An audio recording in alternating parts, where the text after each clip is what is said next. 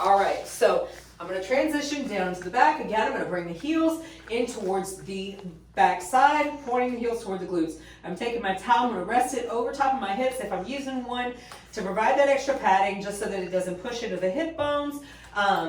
This depending upon whatever kind of weight you're using. So I'm going to turn it over, grabbing with both hands. I'm going to load the weight up and over. I want to make sure that I resist the temptation to just grab the weight and fling it with one hand. I don't want to injure the shoulder or my elbow or anything else as I'm loading the weight up. I want to keep it safe. So I want to make sure that as I'm performing this movement, the weight stays over the hips. I don't want it rolling up towards my belly or my ribs or anything like that. Just because, for one, that's going to be incredibly uncomfortable. Two, it's going to take away from the resistance and the work that I'm trying to accomplish. So I've got the weight loaded up here. I use my hands merely to hold it in place. I'm not lifting with my hands. I'm still making the glutes do the work. So I've got the weight in position over top of the hips. I'm simply going to dig the heels into the floor, squeeze the glutes, and elevate it. Here I can hold the weight. I can transition through standard glute bridges.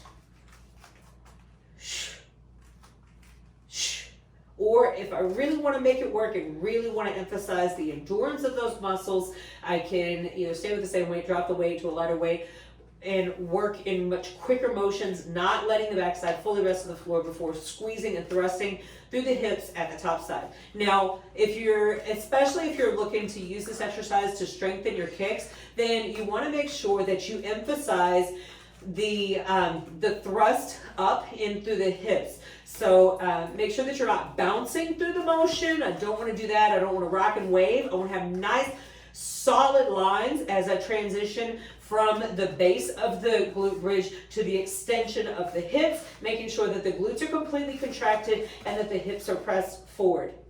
Shh, shh, shh, shh, shh, shh, shh.